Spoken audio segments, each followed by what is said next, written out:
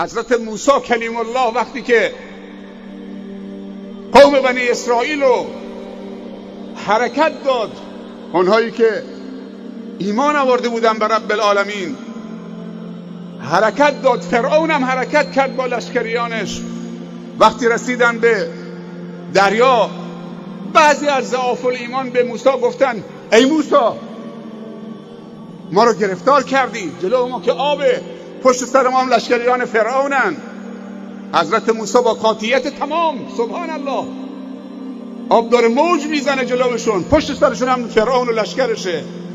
حضرت موسی اینطوری جواب داد تو بحث ایمان و توکل به خدا نباید شاید باشه، نباید ضعف باشه، تردد باشه، باید قاطعیت باشه. جواب حضرت موسی کلا. کلا در لغت عرب به معنی توبیخ، زجره.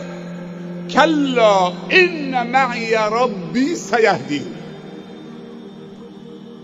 رب من همراه منه. سیهدین یعنی راهی رو برای من باز میکنه، نشون میده. بعد گفت عصاتو بزن به آب. عصاشو که زد آب دونست شد، چند تا راه باز شد، مثلی که تو زمین خوش داری راه میری. آب منجمد شد، یه دیوار یخی. موسی راه افتاد. و من یتوکل علی الله فهو حسبه و من یتق الله یجعل له مخرجا. قال کلا ان معی ربی. آخرین نفر از پیروان موسی از آب رفت بیرون، آخرین نفر از فرعونیان وارد آب شد. خداوند به آبش گفت به هم بیا. آمد به هم. فرعون میرفت زیر آب، میامد بالا. همون آبی که میگفت هذه الانهار تجری من تحتی. تو ملک خداوند ادعای مالکیت میکرد. این مغرور، حتی شیطان طوری باش وسوسه کرد، گفت تو الان پادشاه و فرمانروای مطلق روی زمینی، ولی هنوز یه پله مونده. یه نفر هست که مدعی توست، میگه من رب العالمینم. همون جایگاه اون رب العالمین هم ادعا بکن دیگه، تمام شد دیگه، تو فرمانروای زمین و آسمانید. این مسکین، این فریب خورده گفت انا ربکم الاعلی. به قوم بنی اسرائیل گفت انا ربکم الاعلی ما علمت لکم من اله غیری. سبحان الله. 2 جرعه آب که خورد آمد رو آب. رامسیس سوم گفت ایمان آوردم به همون خدایی که بنو اسرائیل و موسی ایمان آوردن. خداوند گفت الان دیگه خیلی دیره، الان فقط جسد تو پرتش میکنیم به ساحل که درس عبرتی باشید. خدایا نمرود نفس را در ما خرد و نابود بگردان و خلیل عشق را در ما زنده و احیا بگردان، تا چون خلیل ابراهیم پا در آتش بنهیم و آن را گلستان بیاوریم. این نمرود نفس باید خرد بشه. من تواضع لله رفعه. ارتباط با خالق مبناش فقط یکیه، اونم توحید خالصه. توحیدتون رو خالص بکنید برای رب العالمین، عقیدتون رو راسخ بکنید، از خداوند یقینی بخواهید که در اون شک و تردید نباشه، توحیدی بخواهید که در اون کفر و الحاد نباشه، ایمانی بخواهید که در اون حلاوتش تو سینه هاتون احساس بکنید.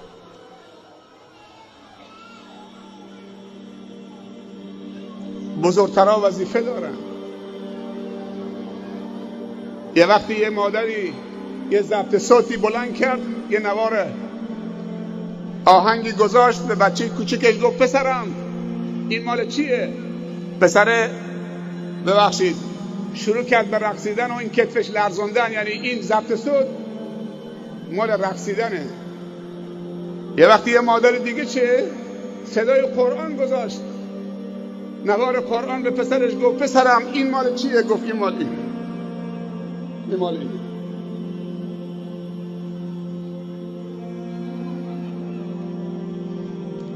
ما همیشه میخوایم که بچه هامون خوب باشن، همیشه گله از بچه هامون میکنیم، همیشه میگیم بچه هامون بدن.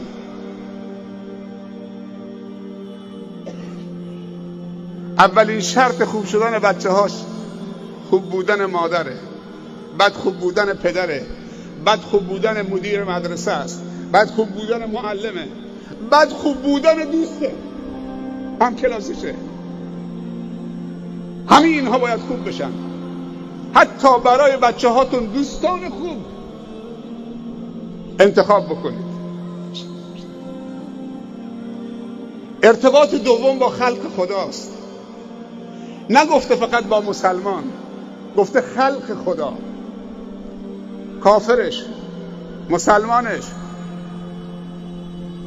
همدینت، نسبت، ارحامت، دوستت، آشنا، غریب،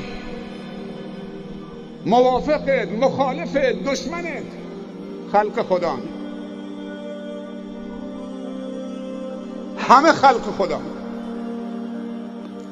ارتباط با خلق خدا مبناش دو چیزه، یکی انصاف و یکی احسان. یکی انصاف و یکی احسان. این دوتا رو مد نظر قرار بدیم در ارتباط با تعاملمون با خلق خدا. انصاف و احسان. خداوند در قرآن میفرمایند ولا یجرمنکم شنآن قوم علی الا تعدلوا اعدلوا هو اقرب للتقوی. اگر با کسی دشمنی داشتید، دشمن بودید، مخالفت داشتید، ولی یه وقتای حق با اون مخالفت بود، اون دشمنی سبب نشه که حقی که اون مطرح کرده و حق باشه اونو رد بکنی به خاطر اینکه باش دشمنید. انصاف رو اگر به نمایش بذاریم، انسانهای منصفی باشیم، یکی از راههای جذب انسان هاست. انسانهای منصف همه دوستشون دارن. انسانهای تنگ نظری که حقانیت رو فقط به خودشون میدن، همه رو میخوان حذف بکنن، همه رو میخوان کنار بزنن، همه رو میخوان رد بکنن، همه بدن فقط خودش خوبه، همه نادونن فقط خودش آگاه و عالمه، همه جهنمیان فقط خودش تنها بهشتیه. حضرت عمر رضی الله عنه یه خیزرانی داشت، روز خلافکارا رو تربیت میکرد، شب که میشد قبل از این که بخوابه یه لنگی پاش بود به اسم ردا. این رداشو بالا میکشید تا زیر زانوش، ساق پاش، و بعد با اون خیزران میزد به ساق پای خودش، میگفت عمر امروز از صبح تا غروب چه کار کردی؟ حساب پس بده. امروز عمل بدون حساب، فردا حساب بدون عمل. خودتو به حساب بکش، به چالش بکش. حضرت ابوبکر رضی الله عنه میگه اگر روز قیامت، همین عمر رضی الله عنه میگه روز قیامت اگر صدا بزنن که همه بهشتی هن، یک نفر جهنمیه، عمر فکر میکنه اون یک نفر عمره. ولی من فکر میکنم اگر روز قیامت صدا بزنن همه جهنمی هن، یکی بهشتی محمد صالح پردله. این همه از خود راضی یعنی چی؟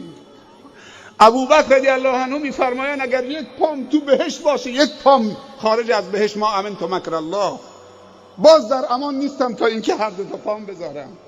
رسول الله صلی الله علیه و سلم میگه باز هیچ کس به عملش وارد بهشت نمیشه مگر به فضل و لطف و رحمت خدا. گفتند حتی انت یا رسول الله، گفت حتی انا الا ان یتغمدین الله برحمته، مگر اینکه رحمت خدا شامل حال من بشه.